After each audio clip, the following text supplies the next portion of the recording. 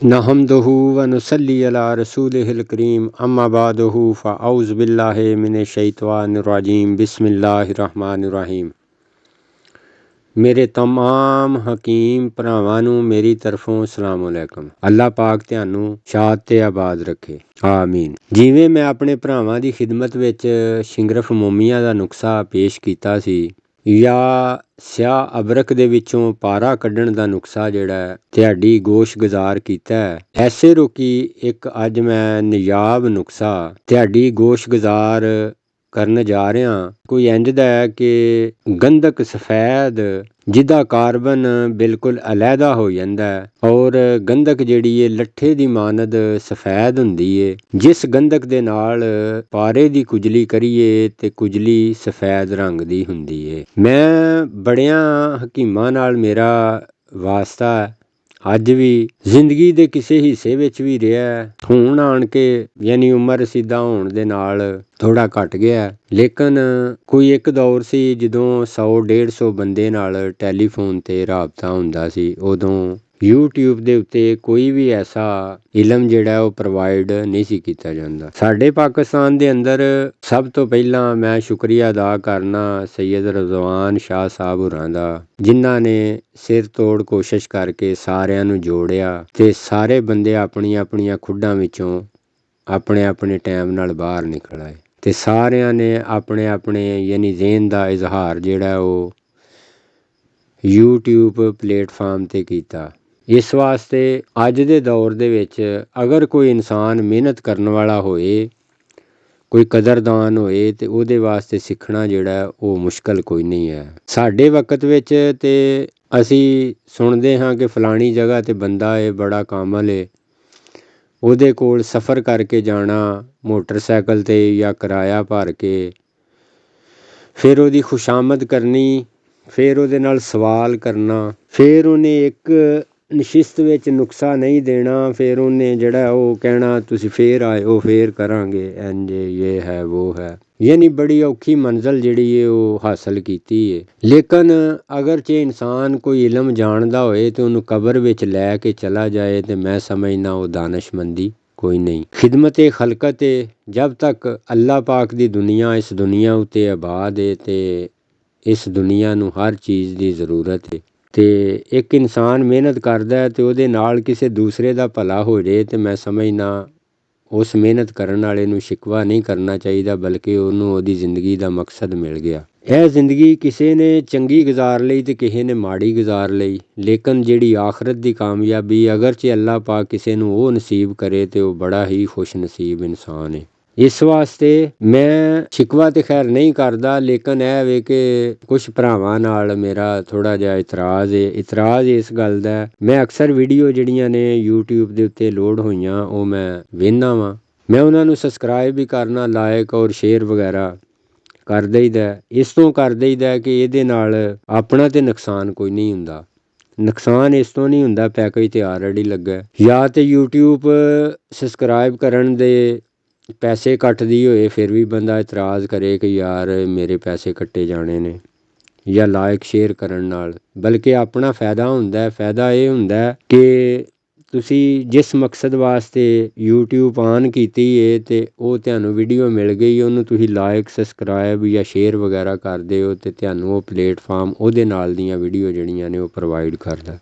ਭਰਾਵਾਂ ਦਾ ਸ਼ਿਕਵਾ ਹੁੰਦਾ ਹੈ ਕਿ ਲਾਇਕ ਸ਼ੇਅਰ ਜਿਹੜਾ ਜਾਂ ਸਬਸਕ੍ਰਾਈਬ ਵਗੈਰਾ ਉਹ ਨਹੀਂ ਕਰਦੇ। ਮੈਂ ਤੇ YouTube ਤੇ ਹੁਣ ਆਇਆ, ਮੈਨੂੰ ਐਡੀ ਖਾਸ ਜ਼ਰੂਰਤ ਲਾਇਕ ਸ਼ੇਅਰ ਜਾਂ ਸਬਸਕ੍ਰਾਈਬ ਦੀ ਅਲਹਮਦੁਲਿਲਾ ਨਹੀਂ, ਲੇਕਿਨ ਅਗਰ ਕੋਈ ਇਨਸਾਨ ਕਰਦੇ ਤੇ ਉਹਦੇ ਨਾਲ ਖੁਸ਼ੀ ਜ਼ਰੂਰ ਹੁੰਦੀ ਹੈ ਕਿ ਇਨਸਾਨ ਦਾ ਜ਼ਿਹਨ ਮੁਤਮਿਨ ਹੋ ਜਾਂਦਾ ਕਿ ਮੇਰੇ ਨਾਲ ਇਨਸਾਨ ਜਿਹੜੇ ਜੁੜੇ ਨੇ ਉਹ ਮੇਰੇ ਨਾਲ ਮੁਤਮਿਨ ਹੈ। ਦੂਸਰੇ ਨੰਬਰ ਤੇ ਅਗਰ ਪਲੇਟਫਾਰਮ ਵੱਲੋਂ ਕੋਈ ਉਸ ਇਨਸਾਨ ਦਾ ਭਲਾ ਹੋ ਜਾਂਦਾ ਹੈ ਤੇ ਇਹਦੇ ਨਾਲ ਦੂਸਰੇ ਬੰਦੇ ਨੂੰ ਹਸਦ ਨਹੀਂ ਕਰਨਾ ਚਾਹੀਦਾ। ਇਸ ਵਾਸਤੇ ਅੱਲਾਹ ਪਾਕ ਕੁਰਾਨ ਪਾਕ 'ਚ ਫਰਮਾਂਦਾ ਹੈ, ਮੈਂ ਹਸਦ ਕਰਨ ਵਾਲੇ ਇਨਸਾਨ ਦਾ ਰਿਜ਼ਕ ਤੰਗ ਕਰ ਦਿੰਦਾ। ਅਗਰਚੇ ਉਹਦਾ ਭਲਾ ਹੋ ਜਾਂਦਾ ਹੈ ਤੇ ਉਹਦੇ ਪਿੱਛੇ ਤੁਹਾਡਾ ਵੀ ਭਲਾ ਹੁੰਦਾ ਕਿ ਤੁਹਾਨੂੰ ਬਿਸਤਰ ਦੇ ਵਿੱਚ ਬੈਠਿਆਂ, ਮੈਂ ਹੁਣ ਫਰਜ਼ ਕੀਤਾ ਸਫੈਦ ਗੰਧਕ ਦਾ ਨੁਸਖਾ ਦੇਣ ਲੱਗਾ, ਬਣਾਓਗੇ ਤੇ ਫਿਰ ਤੁਹਾਨੂੰ ਇਹਦੀ ਕਦਰ ਦਾ ਪਤਾ ਲੱਗੇਗਾ ਕੀ ਦਿੱਤਾ। ਤੇ ਬਿਸਤਰ ਵਿੱਚ ਬੈਠਿਆਂ ਮਿਲ ਜੇ ਨੁਸਖਾ ਮੁਕੰਮਲ ਮਿਲ ਜੇ, ਅੱਗੇ ਪਿੱਛੇ ਖਵਾਰੀ ਨਾ ਕਰਨੀ ਪਏ, ਇਸ ਤੋਂ ਉੱਤੇ ਨਿਮਤ ਕੀ ਹੈ। ਲਿਹਾਜ਼ਾ ਕੁਛ ਭਰਾਵਾਂ ਦਾ ਸ਼ਿਕਵਾ ਹੁੰਦਾ ਹੈ YouTube ਦੇ ਉੱਤੇ, ਮੈਂ ਸੁਣਿਆ ਕਿ ਕਮੈਂਟ ਕਰਦੇ ਨੇ, ਉਹ ਗਲਤ ਕਰਦੇ ਨੇ। ਮਸਲਨ ਜਿਹੜੇ ਨਵੇਂ ਸਟੂਡੈਂਟ ਨੇ ਉਹਨਾਂ ਨੂੰ ਤਜਰਬਾ ਨਹੀਂ ਹੁੰਦਾ, ਇਸ ਗੱਲ ਨੂੰ ਤਸਲੀਮ ਕਰੋ। ਤੇ ਅਗਰਚੇ ਨੁਕਸਾ ਇੱਕ ਵਾਰੀ ਨਹੀਂ ਬਣਦਾ, ਕਿਸੇ ਉਸਤਾਦ ਦੀ ਰਹਿਨਮਾਈ ਉਹਦੇ ਵਿੱਚ ਲੈ ਲਿਆ ਕਰੋ ਤੇ ਮਿਹਨਤ ਕਰੋਗੇ ਇਨਸ਼ਾਅੱਲਾ ਅੱਲਾਹ ਪਾਕ ਦੇ ਫਜ਼ਲੋ ਕਰਮ ਨਾਲ। ਜਿਵੇਂ ਜਿਵੇਂ ਮਿਹਨਤ ਕਰੋਗੇ ਉਸ ਤਰੀਕੇ ਨਾਲ ਤੁਸੀਂ ਇਹਦੇ ਵਿੱਚ ਮਹਾਰਤ ਹਾਸਲ ਕਰਦੇ ਜਾਓਗੇ, ਹੱਥ ਦੀ ਸਫਾਈ ਆਉਂਦੀ ਜਾਏਗੀ, ਜ਼ੇਨ ਫਰਾਖ ਹੁੰਦਾ ਜਾਏਗਾ, ਅੱਲਾਹ ਪਾਕ ਮੰਜ਼ਲ ਤੋਂ ਹਮਕਨਾਰ ਕਰੇਗਾ। ਕੋਈ ਵੀ ਇਨਸਾਨ ਜਿਹੜਾ YouTube ਦੇ ਉੱਤੇ ਵੀਡੀਓ ਦਿੰਦਾ ਉਹ ਕਿਉਂ ਤੁਹਾਡਾ ਬੁਰਾ ਸੋਚੇਗਾ? ਕੋਈ ਵੀ ਇਨਸਾਨ ਕਿਸੇ ਦਾ ਬੁਰਾ ਨਹੀਂ ਚਾਹੁੰਦਾ, ਬਿਹਤਰੀ ਚਾਹੁੰਦਾ। ਇਸ ਵਾਸਤੇ ਉਹ YouTube ਤੇ ਤੁਹਾਡੀ ਰਹਿਨਮਾਈ ਕਰ ਰਿਹਾ ਹੁੰਦਾ। ਲਿਹਾਜ਼ਾ ਇਖਲਾਕ ਜਿਹੜਾ ਉਹਨੂੰ ਵੰਡਣਾ ਚਾਹੀਦਾ। ਤੇ ਇਖਲਾਕ ਇਨਸਾਨ ਵਿੱਚ ਉਸ ਵੇਲੇ ਆਉਂਦਾ ਕਿ ਆਪਣੇ ਨਾਲੋਂ ਅਗਲੇ ਨੂੰ ਇਨਸਾਨ ਅਫਜ਼ਲ ਮੰਨੇ, ਆਪਣੇ ਆਪ ਨੂੰ ਵਧਣਾ, ਅਗਲੇ ਨੂੰ ਅਫਜ਼ਲ ਮੰਨੇ, ਤੇ ਫਿਰ ਇਖਲਾਕ ਹੁੰਦਾ। ਕਿਉਂ? ਅੱਲਾ ਦੀ ਜ਼ਾਤ ਇਨਸਾਨ ਦੇ ਨਾਲ ਹੈ ਹਰ ਵਕਤ। ਤੇ ਜਿਸ ਵੇਲੇ ਇਨਸਾਨ ਬੇਅਖਲਾਕੀ ਕਰਦਾ ਤੇ ਅੱਲਾ ਦੀ ਜ਼ਾਤ ਨਾਰਾਜ਼ ਹੁੰਦੀ ਹੈ। ਤੇ ਅਹਿਸਾਸ ਕਰਨਾ ਚਾਹੀਦਾ, ਕਿਉਂਕਰ ਇਹ ਵੀ ਇੱਕ ਰਸਤਾ ਜਿਹੜਾ ਫਕੀਰਾਂ ਵਾਲਾ ਹੈਗਾ, ਨਾ ਕਿਸੇ ਦੀ ਚੰਗੀ ਕਰਨੀ ਨਾ ਕਿਸੇ ਦੀ ਮਾੜੀ ਕਰਨੀ, ਆਪਣੀ ਸੋਚ ਵਿੱਚ ਡੁੱਬਿਆ ਰਹਿਣਾ। ਤੇ ਮੈਂ ਸਮਝਣਾ ਅੱਲਾਹ ਪਾਕ ਜੰਨਤ ਦਾ ਰਸਤਾ ਹੈ ਤੇ ਅੱਲਾਹ ਪਾਕ ਆਖਰਤ ਵਿੱਚ ਜੰਨਤ ਅਤਾ ਕਰੇਗਾ। ਨਾਲ ਅੱਲਾ ਦੀ ਹਮਦੋ ਸਨਾਹ ਕਰਿਆ ਕਰੋ ਤੇ ਅੱਲਾ ਦੀ ਹਮਦੋ ਸਨਾਹ ਕਰਨ ਨਾਲ ਇਨਸਾਨ ਦੇ ਹਰ ਕੰਮ 'ਚ ਬਰਕਤ ਆਉਂਦੀ। ਮੀਆਂ ਸਾਹਿਬ ਫਰਮਾਉਂਦੇ ਨੇ, ਆਂਦੇ ਨੇ, ਅਵਲ ਹਮਦ ਸਨਾਹ ਇਲਾਹੀ ਤੇ ਜੋ ਮਾਲਕ ਹਰ ਦਾ, ਉਸ ਦਾ ਨਾਮ ਚਿਤਾਰਨ ਵਾਲਾ ਤੇ ਕਿਸੇ ਮੈਦਾਨ ਨਹੀਂ ਹਾਰਦਾ। ਹਰ ਕੰਮ ਅੱਲਾ ਦੀ ਹਮਦੋ ਸਨਾਹ ਤੋਂ ਸ਼ੁਰੂ ਕਰਿਆ ਕਰੋ। ਅਗਰਚੇ ਨਾ ਹੋਏ ਤੇ ਬੁਰਾ ਨਹੀਂ ਕਹਿਣਾ ਚਾਹੀਦਾ ਕਿਸੇ ਨੂੰ, ਉਹਦੇ ਵਿੱਚ ਸੋਚੋ ਕਿ ਹੋ ਸਕਦਾ ਮੇਰੇ ਅੰਦਰ ਕਮੀ ਹੋਏ। ਚਲੋ ਇੰਨਾ ਹੀ ਹੈ। ਅਗਰਚੇ ਮੇਰੀ ਇਹ ਗੱਲ ਕਿਸੇ ਮੇਰੇ ਭਰਾ ਨੂੰ ਬੁਰੀ ਮਹਿਸੂਸ ਲੱਗੀ ਹੋਏ ਤੇ ਮੈਂ ਉਹਦੀ ਮਾਜ਼ਰਤ ਚਾਹੁੰਦਾ। ਮੈਂ ਸਿਰਫ ਇੰਨੀ ਗੱਲ ਕੀਤੀ ਹੈ ਕਿ ਕਿਸੇ ਦੇ ਨਾਲ ਬੁਰੇ ਤਰੀਕੇ ਨਾਲ ਸ਼ਿਕਵਾ ਨਹੀਂ ਕਰਨਾ ਚਾਹੀਦਾ, ਇਖਲਾਕ ਦੇ ਦਾਇਰੇ ਵਿੱਚ ਰਹਿ ਕੇ 101 ਵਾਰੀ ਕਰੋ। ਚਲੋ ਖੈਰ, ਅੱਲਾਹ ਪਾਕ ਤੁਹਾਡੀ ਖੈਰੋ ਅਫੀਅਤ ਫਰਮਾਏ।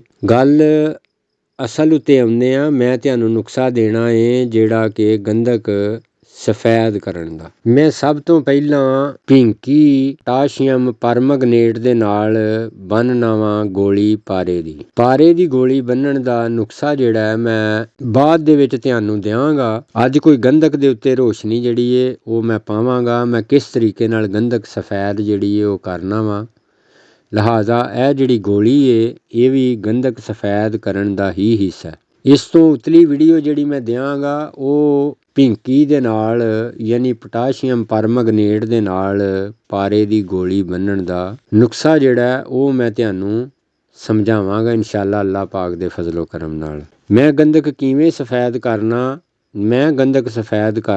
ਮੈਂ ਲੈਣਾ 1 ਕਿਲੋ ਵਾਲਾ ਡੂੰਘਾ ਜਿਹਦੇ ਨਾਲ ਦੁੱਧ ਮਿਣਦੇ ਨੇ। ਮੇਰਾ ਇਸ ਤਰੀਕੇ ਨਾਲ ਵੀਡੀਓ ਰਿਕਾਰਡ ਕਰਨ ਦਾ ਸਿਰਫ ਮਕਸਦ ਇੰਨਾ ਹੁੰਦਾ ਹੈ, ਜਿਹੜੇ ਮੇਰੇ ਭਰਾ ਪੁਰਾਣੇ ਨੇ ਉਹਨਾਂ ਨੂੰ ਤੇ ਇਸ਼ਾਰੇ ਨਾਲ ਵੀ ਗੱਲ ਕਰ ਦਿਓ ਤੇ ਉਹ ਜਾਂਦੇ ਨੇ ਸਮਝ। ਜਿਹੜੇ ਮੇਰੇ ਭਰਾ ਨਵੇਂ ਨੇ ਉਹਨਾਂ ਨੂੰ ਵੀ ਇਸ ਚੀਜ਼ ਦੀ ਪੂਰੀ ਸਮਝ ਲੱਗਣੀ ਚਾਹੀਦੀ ਹੈ ਕਿ ਕੰਮ ਜਿਹੜਾ ਉਹ ਕਿਵੇਂ ਕੀਤਾ ਜਾਂਦਾ। ਮੈਨੂੰ ਉਮੀਦ ਹੈ ਕਿ ਮੇਰੀ ਇਹ ਵੀਡੀਓ ਰਿਕਾਰਡ ਜਿਸ ਤਰੀਕੇ ਨਾਲ ਮੈਂ ਕਰਨਾ, ਜਿਸ ਤਰਜ਼ ਵਿੱਚ ਕਰਨਾ, ਮੇਰੇ ਭਰਾਵਾਂ ਨੂੰ ਪਸੰਦ ਆਏ। ਸਬਸਕ੍ਰਾਈਬ ਵਗੈਰਾ ਕਰਕੇ ਆਪਣੇ ਯਾਨੀ ਕਿ ਅਖਲਾਕ ਪ੍ਰਸਤੀ ਦਾ ਜਿਹੜਾ ਉਹ ਇਜ਼ਹਾਰ ਕਰ ਛੜਿਆ ਕਰੋ। ਇੰਨੇ ਨਾਲ ਫਰਕ ਇਨਸਾਨ ਨੂੰ ਕੋਈ ਨਹੀਂ ਪੈਂਦਾ। ਮੈਂ 1 ਕਿਲੋ ਵਾਲਾ ਡੂੰਘਾ ਲੈਣਾ ਜਿਹਦੇ ਨਾਲ ਦੁੱਧ ਮਿਣਦੇ ਨੇ। ਉਹਦੇ ਵਿੱਚ ਮੈਂ 1.5 ਪਾ ਤੇਲ ਪਾਣਾ, ਮਿੱਟੀ ਦਾ ਤੇਲ ਪਾ ਕੇ ਉਹਦੇ ਵਿੱਚ ਮੈਂ ਪਾਣਾ ਗੰਧਕ ਆਂਵਲਾ ਸਾਰ ਕੱਚੀ ਲੈ ਕੇ 1 ਛਟਾਕੀ 50 ਗ੍ਰਾਮ ਉਹਦੇ ਵਿੱਚ ਗੰਧਕ ਆਂਵਲਾ ਸਾਰ ਤੇਲ ਦੇ ਅੰਦਰ ਮੈਂ ਐਡ ਕਰ ਦੇਣਾ। ਉਹਨੂੰ ਮੈਂ ਚੁੱਕ ਕੇ ਰੇਤ ਵਾਲੀ ਕੜਾਈ ਵੱਡੀ ਮੇਰੀ ਹੁੰਦੀ ਏ, ਵੱਡੀ ਇਸ ਤੋਂ ਹੁੰਦੀ ਏ ਤਾਂ ਕਿ ਤੇਲ ਉੱਡੇ ਤੇ ਉਹਨੂੰ ਅੱਗ ਨਾ ਪਏ। ਮੈਂ ਲੈਣਾ ਜਿਹੜੀ ਮਿਸਤਰੀ ਮਜ਼ਦੂਰ ਕੜਾਈ ਇਸਤੇਮਾਲ ਕਰਦੇ ਨੇ, ਉਹ ਮੈਂ ਕੜਾਈ ਚੁੱਲ੍ਹੇ ਦੇ ਉੱਤੇ ਰੱਖਣਾ, ਉਹਦੇ ਵਿੱਚ ਮੈਂ ਰੇਤ ਪਾਣਾ, ਰੇਤ ਦੇ ਉੱਤੇ ਮੱਗਾ ਰੱਖ ਦੇਣਾ। ਹੁਣ ਥੱਲੇ ਮੈਂ ਬਾਲ ਦੇਣਾ ਅੱਗ ਦਰਮਿਆਨੀ ਹੁੰਦੀ ਏ, ਬਹੁਤ ਤੇਜ਼ ਨਹੀਂ ਹੁੰਦੀ, ਇੰਨੀ ਹੁੰਦੀ ਏ ਕਿ ਜਿਹਦੇ ਨਾਲ ਤੇਲ ਜਿਹੜਾ ਉਹ ਅੰਦਰ ਖੌਲਦਾ ਰਹੇ। ਉਹਦੇ ਉੱਤੇ ਮੈਂ ਕੋਈ ਪਿਰਚ ਵਗੈਰਾ ਦੇ ਦੇਣਾ ਤਾਂ ਕਿ ਤੇਲ ਜਿਹੜਾ ਉਹ ਘੱਟ ਸੜੇ, ਤੇਲ ਉੱਤੇ ਪਿਰਚ ਨਾ ਲੱਗ ਕੇ ਅੰਦਰ ਬੈਕ ਡਿੱਗਦਾ ਰਹਿੰਦਾ। ਲਿਹਾਜ਼ਾ ਆਸਤਾ ਉਹਨੇ ਜ਼ਾਹਰ ਖਤਮ ਤੇ ਹੋਣਾ ਹੁੰਦਾ। ਜਦੋਂ ਤੇਲ ਮੇਰਾ ਅੱਧ ਪਾ 3 ਛਟਾਕੀਆਂ ਰਹਿ ਜਾਂਦਾ, ਯਾਨੀ 1.5 ਪਾ ਚੋਂ ਅੱਧਾ ਤੇਲ ਮੇਰਾ ਰਹਿ ਜਾਂਦਾ ਤੇ ਮੈਂ ਉਹਦੇ ਅੰਦਰ ਤੇਲ ਹੋਰ ਐਡ ਕਰ ਦੇਣਾ। ਉਹ ਜਿਹੜੀ ਪਿੰਕੀ ਪਾਰੇ ਦੀ ਗੋਲੀ ਹੁੰਦੀ ਏ ਉਹ ਵੀ ਮੈਂ ਨਾਲ ਹੀ ਇਹਦੇ ਥੱਲੇ ਐਡ ਵਿੱਚ ਕਰ ਦੇਣਾ ਵਾ। ਇਹਨੂੰ ਮੈਂ ਪੱਕਣ ਦੇਣਾ, ਪੱਕਦਿਆਂ 10-11 ਘੰਟੇ ਪੱਕਣ ਦੇਣਾ। ਤੇਲ ਜਿਹੜਾ ਪ੍ਰੋਪਰ ਮੈਂ ਇਹਨਾਂ ਵਿੱਚ ਮੌਜੂਦ ਰੱਖਣਾ, ਅੱਧ ਪਾ 3 ਛਟਾਕੀਆਂ ਤੋਂ ਥੱਲੇ ਮੇਰਾ ਤੇਲ ਜਿਹੜਾ ਨਾ ਉਹ ਮੈਂ ਘੱਟ ਨਹੀਂ ਹੋਣ ਦਿੰਦਾ। ਜਦੋਂ ਇੰਨੀ ਸਤ੍ਹਾ ਤੇ ਤੇਲ ਚਲਾ ਜਾਂਦਾ ਹੈ, ਮੈਂ ਉਹਦੇ ਵਿੱਚ ਤੇਲ ਫੇਰ ਪਾ ਕੇ ਉਹਨਾਂ ਕਰ ਦੇਣਾ, ਯਾਨੀ 1.5 ਪਾ ਅੱਧਾ ਕਿਲੋ ਤੇਲ ਵਿੱਚ ਮੈਂ ਉਹਦੇ ਮੌਜੂਦ ਰੱਖਣਾ। 10-11 ਘੰਟੇ ਪੱਕਣ ਤੋਂ ਬਾਅਦ ਦੇ ਵਿੱਚ ਚੁੱਲ੍ਹਾ ਕਰ ਦੇਣਾ ਬੰਦ। ਜਿਸ ਵੇਲੇ ਉਹਦਾ ਮੈਂ ਥੋੜ੍ਹਾ ਠੰਡਾ ਹੋਣ ਦਾ ਇੰਤਜ਼ਾਰ ਕਰਨਾ, ਜਿਸ ਵੇਲੇ ਮੇਰਾ ਤੇਲ ਨੀਮ ਕੋਸਾ ਰਹਿ ਜਾਂਦਾ, ਮੈਂ ਉਸ ਤੇਲ ਨੂੰ ਆਰਾਮ ਦੇ ਨਾਲ ਦੂਸਰੇ ਬਰਤਨ ਦੇ ਵਿੱਚ ਕਨਵਰਟ ਕਰ ਦੇ। ਉਹ ਬਰਤਨ ਮੇਰੇ ਕੋਲ ਕੜਾਈ ਹੋਏ ਜਾਂ ਮੇਰੇ ਕੋਲ ਚੀਨੀ ਦਾ ਪਿਆਲਾ ਹੋਏ, ਕਿਸੇ ਵੀ ਬਰਤਨ ਦੇ ਵਿੱਚ ਉਹ ਤੇਲ ਜਿਹੜਾ ਮੈਂ ਉਹਨੂੰ ਕਨਵਰਟ ਕਰ ਦੇਣਾ।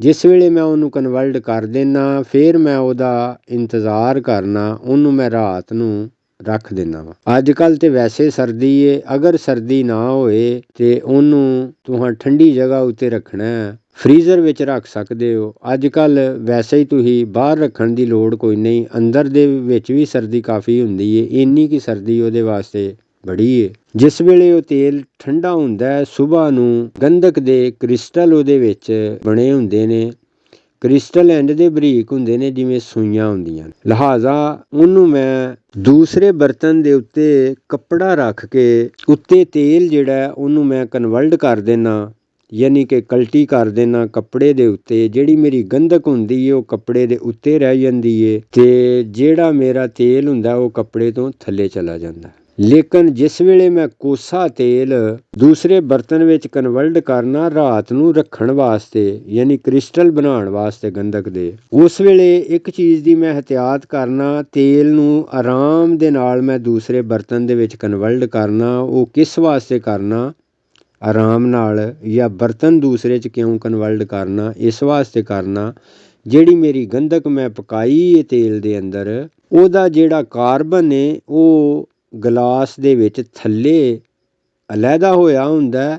ਲਿਹਾਜ਼ਾ ਮੇਰੀ ਇਹ ਕੋਸ਼ਿਸ਼ ਹੁੰਦੀ ਹੈ ਕਿ ਮੇਰਾ ਜਿਹੜਾ ਕਾਰਬਨ ਹੈ ਗੰਧਕ ਦਾ, ਗੰਧਕ ਜਿਹੜੀ ਮੇਰੀ ਸਾਫ਼ ਹੋ ਗਈ ਹੈ ਉਹ ਅਗਲੇ ਬਰਤਨ ਵਿੱਚ ਚਲੀ ਜਾਏ, ਲਿਹਾਜ਼ਾ ਕਾਰਬਨ ਜਿਹੜਾ ਉਹ ਪਿਛਲੇ ਬਰਤਨ ਵਿੱਚ ਥੱਲੇ ਰਹਿ ਜੇ। ਜਿਸ ਵੇਲੇ ਮੈਂ ਆਰਾਮ ਨਾਲ ਕਰਨਾ, ਉਹ ਕਾਰਬਨ ਇੰਜ ਹੁੰਦਾ ਜਿਵੇਂ ਲਰਜ਼ਾ ਪਾਰਾ ਅੰਦਰ ਗਲਾਸ ਦੇ ਇੰਜ ਪਿਆ ਹੁੰਦਾ, ਜਿਵੇਂ ਲਰਜ਼ਾ ਪਾਰਾ ਇਕੱਠਾ ਹੁੰਦਾ। ਉਹਦਾ ਰੰਗ ਇੰਜ ਹੁੰਦਾ ਜਿਵੇਂ ਤਵੇ ਦੇ ਪੈਂਦੇ ਦਾ ਰੰਗ ਹੁੰਦਾ। ਲਿਹਾਜ਼ਾ ਮੈਂ ਉਹਨੂੰ ਕੱਪੜੇ ਦੇ ਵਿੱਚੋਂ ਨਿਚੋੜ ਲੈਣਾ ਗੰਧਕ ਨੂੰ, ਤੇਲ ਜਿਹੜਾ ਮੇਰਾ ਸਾਰਾ ਥੱਲੇ ਚਲਾ ਜਾਂਦਾ, ਨੁਚੜੀ ਗੰਧਕ ਮੇਰੇ ਕੋਲ ਆ ਜਾਂਦੀ ਏ ਜਿਹੜੀ ਬਿਲਕੁਲ ਲੱਠੇ ਦੀ ਮਾਨਦ ਸਫੈਦ ਹੁੰਦੀ ਏ। ਮੈਂ ਹੁਣ ਉਹਨੂੰ ਕੀ ਕਰਨਾ, ਮੈਂ ਉਹਨੂੰ ਅੱਗੇ ਲੈ ਜਾਣਾ, ਉਹਨੂੰ ਮੈਂ ਡੱਬਾ ਲੈ ਕੇ ਪਲਾਸਕਟ ਦਾ, ਰੰਗ ਵਾਲਾ ਡੱਬਾ ਲੈ ਲਓ ਜਾਂ ਕੋਈ ਹੋਰ ਪਲਾਸਕਟ ਦਾ ਡੱਬਾ ਲੈ ਲਓ, ਉਹਦੇ ਅੰਦਰ ਉਹਨੂੰ ਮੈਂ ਕਨਵਰਟ ਕਰ ਦੇਣਾ। ਉਹਦੇ 'ਚ ਪਾਉਣਾ ਸਾਦਾ ਪਾਣੀ, ਉੱਤੇ ਪਾ ਦੇਣਾ ਸਰਫ ਪਾ ਕੇ ਮੈਂ ਧੋਣਾ। ਤੇਲ ਦੀ ਚਕਨਾਹਟ ਵਗੈਰਾ ਜਿਹੜੀ ਉਹ ਨਿਕਲ ਜਾਂਦੀ ਏ,